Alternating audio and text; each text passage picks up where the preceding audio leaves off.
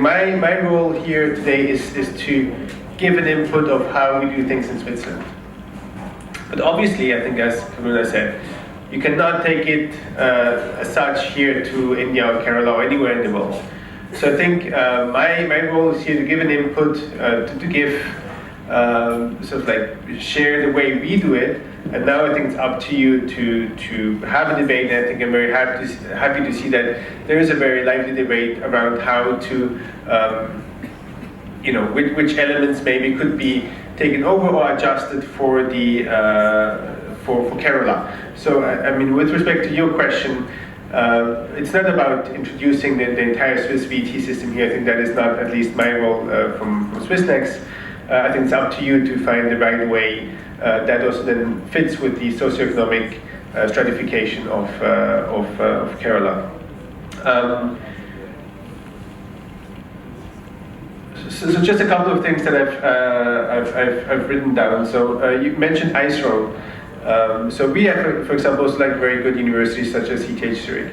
They are hiring VET students as well, right? So they are also like training apprentices and are using them to do research at university. So there's a close collaboration between the VET system and the research system. So both should support each other. I absolutely agree that should also be here the case in Kerala. There was one comment about beauticians, and again, I agree, and I think my point was to show in the presentation is that, so in the case of Switzerland, I mean that profession exists, and there's a demand for it because like industry demands for it. But if there's no demand from industry, then yes, then maybe you don't have to offer courses for beauticians. So I think you have to see where is the need of the hour in the case here of Kerala, which professions are needed. That being said, I think you gave the example of engineers, that a lot of people would to go for engineering.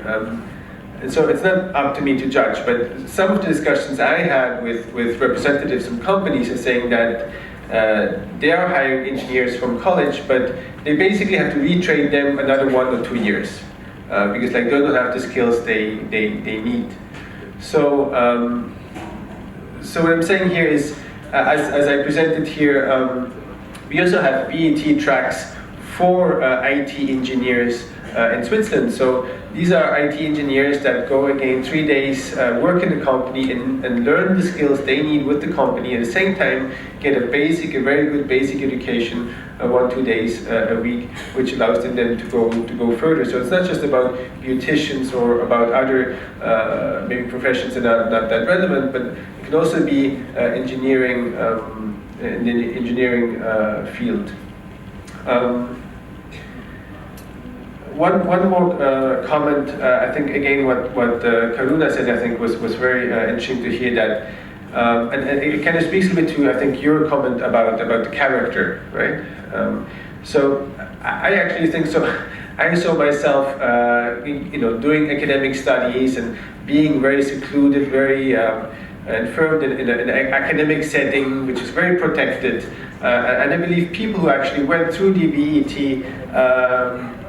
track, they were actually much more mature, as I said, and in terms of personality, in terms of character, much more advanced than me. Why? Because they are in a real world setting. They have to deal with people. They have to deliver. They have to know, understand what objectives are. So they are exposed to a much more real world setting than someone who's in a university until the age of 25, like I was. So when I came out at the age of 25, that's when the real learning process actually started for me. And someone who can do that at the age of 15, so it's a very transformational experience for them. And in terms of character building, personality building, I think VET has a big advantage. And I think as I had shown with the 3 profiles, especially the 2 women, even the beautician or the Miss Mary that I presented, at the age of 20, to be able to say that I want to start my own company really says something about the education they have gone through. I don't think at the age of 20 I would have thought like that. I was still in this academic setting, far away from the real world. But they have seen that, and they have gained the confidence, they have developed and shaped their own personality to then, say that they want to go entrepreneurial and open their own industry company. And that is, at the end of the day, also like very much beneficial to the society as such, but then also like to the industry.